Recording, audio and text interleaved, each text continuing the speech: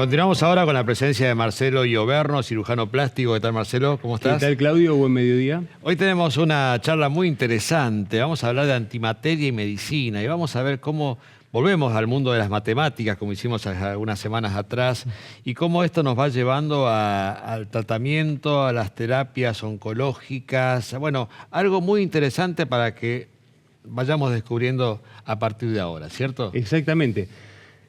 En esta charla lo que vamos a comentar es cómo el pensamiento de diferentes físicos que tuvo este mundo llevó al desarrollo y al descubrimiento de la antimateria y cómo la antimateria hoy nos ayuda a los médicos a diagnosticar y a tratar enfermedades. Bien. Bueno, vamos a comenzar con una serie de diapositivas para que puedan ir entendiendo toda esta historia que realmente es muy apasionante. Vamos a la primera. Antimateria y medicina. Una fórmula matemática y el avance médico. Vamos a la próxima. Bueno, si he logrado ver más lejos ha sido porque he subido a hombros de gigantes. Esta es una frase que popularizó Isaac Newton. No es propia de él, pero esta frase es un poco el devenir de esta charla porque todos los físicos que yo voy a comentar se han apoyado en sus predecesores para lograr fórmulas matemáticas que han ayudado a la medicina. Vamos a la próxima. Bien.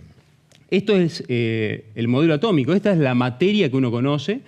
Esto es para, digamos, poner un poco en claro cómo está formado un átomo. Es un núcleo que tiene protones y neutrones y en la periferia están los electrones. Este es un modelo previo a la mecánica cuántica. Hoy los electrones están en lo que se llama una nube de probabilidades, no están en órbitas tan marcadas, pero nos va a servir esto para entender lo que se viene. Vamos a la próxima.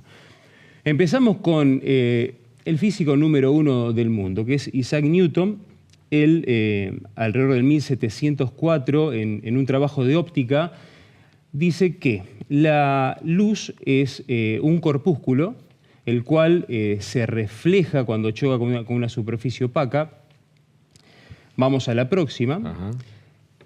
Casi en simultáneo con Newton estaba Christian Huygens, que era un físico de los Países Bajos.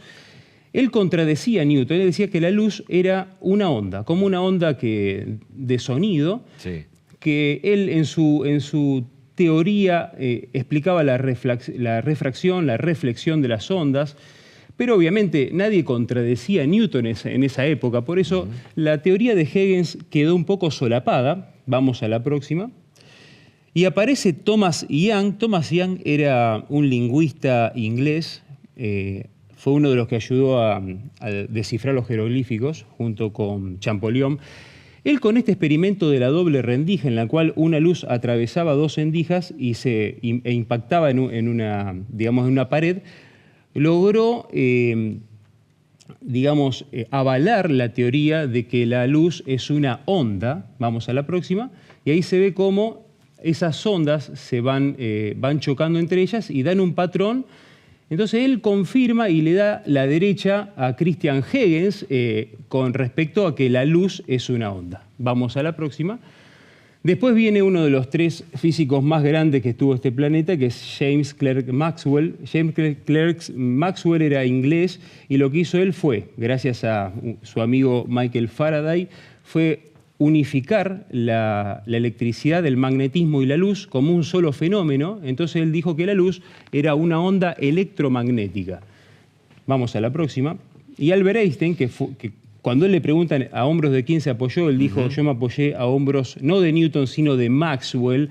Einstein en el año 1905, con la teoría de la relatividad especial o restringida, todos conocemos esa fórmula de energía es igual a masa por la velocidad de la luz al cuadrado. Sí. Él decía que la luz tenía una velocidad, absoluta, que eran 300.000 kilómetros por segundo, y el tiempo es relativo. En esta imagen que ustedes están viendo, que es la paradoja de los gemelos, si uno de los gemelos se queda en la Tierra y el otro viaja a velocidades cercanas de la luz, cuando el gemelo que viaja regresa a la Tierra, su hermano gemelo va a estar envejecido y él no.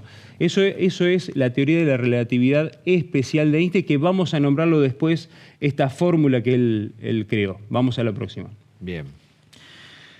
Y bueno, vino este francés, Louis de Broglie, que era un profesor de física teórica, y él dijo que en su tesis doctoral dijo la luz es una onda y es una partícula, entonces le dio la derecha a Newton y a Huygens. Hizo una fórmula en donde él explayaba esto. 2 años después esa fórmula fue confirmada por 2 físicos y a él le dieron el premio Nobel de Física. Entonces, a partir de ahora, la luz es una onda y es una partícula a la vez. Sí. Vamos a la próxima. Y vino este físico danés que es Erwin Schrödinger, que le puso una fórmula a la ecuación de la función de onda de los electrones basándose en Newton. Entonces, vamos a la próxima. Y acá aparece el genio de Paul Dirac, otro inglés, que él notó que la fórmula de Schrödinger no estaba basada en la teoría de Einstein, no era una fórmula relativista. Entonces, ¿él qué hizo? Sumó la fórmula de Schrödinger, la fórmula de Einstein, que tenía... Sí.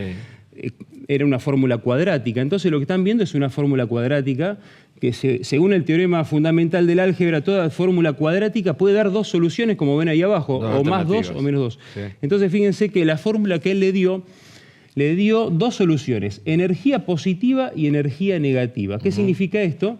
Él dijo, bueno, esto de energía negativa puede ser que exista una energía como vimos en el modelo atómico, pero con carga opuesta, es decir, la antimateria. Claro.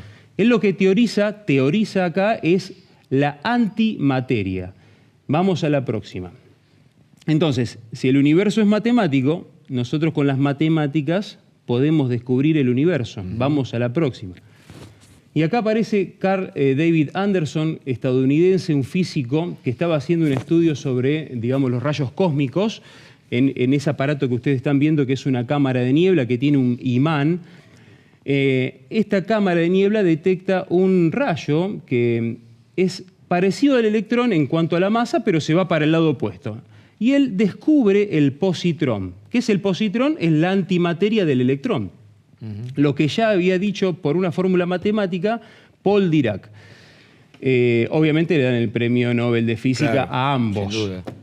Bueno, lo que estoy mostrando ahora es el CERN, que es la Organización Europea para la Investigación Nuclear. Este es el centro más grande de física de partículas. En este centro, que está en Suiza, en la frontera con Francia, ellos tienen este acelerador de partículas que producen antimateria, además de otras cosas. Vamos a la próxima. ¿Y dónde se produce? En este gran colisionador de hadrones. Fíjense el tamaño que tiene este aparato.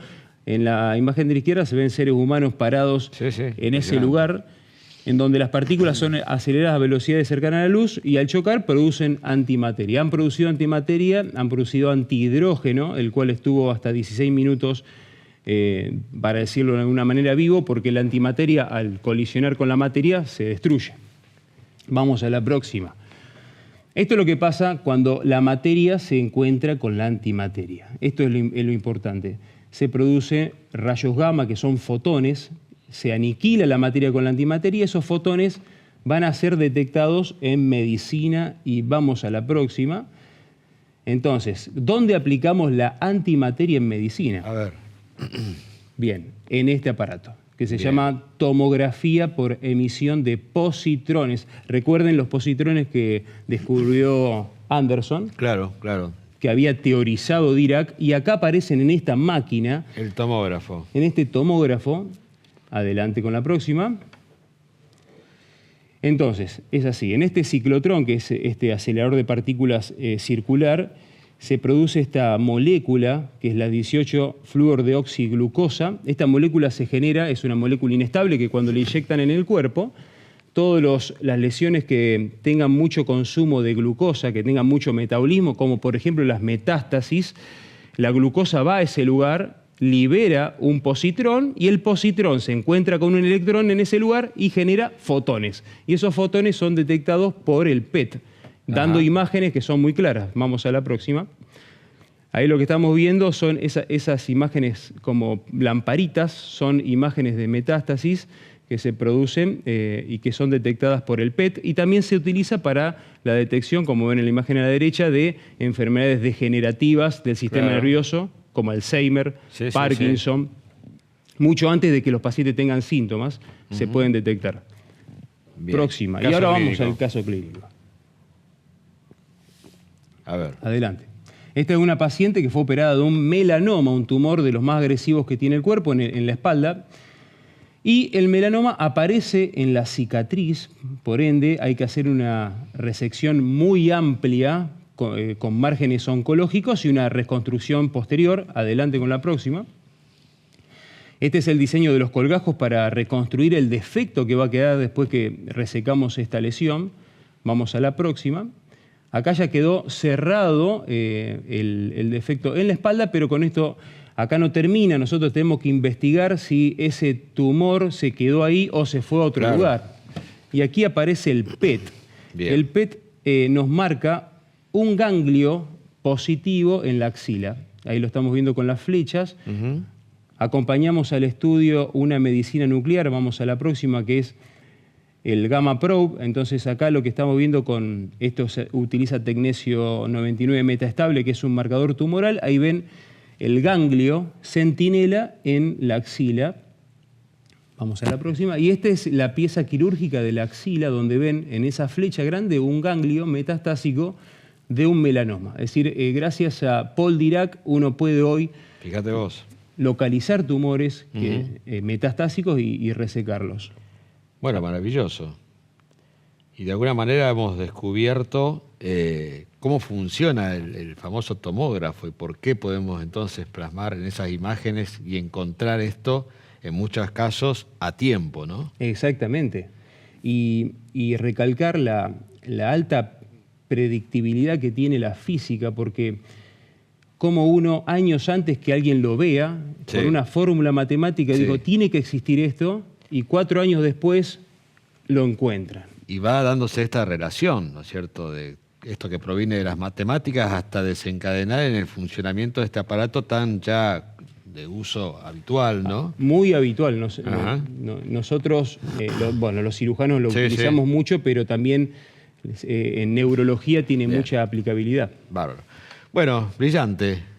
Gracias. Gracias a ustedes. Realmente muy interesante, siempre se va aprendiendo algo nuevo y bueno, vamos a seguir avanzando en estas charlas que realmente son muy apasionantes. Por supuesto. Gracias. El teléfono, bueno, el contacto 341-667-2472, de Marcelo Gioverno. Nos volvemos a encontrar, Marcelo. Nos volvemos a ver. Gracias. Seguimos con más.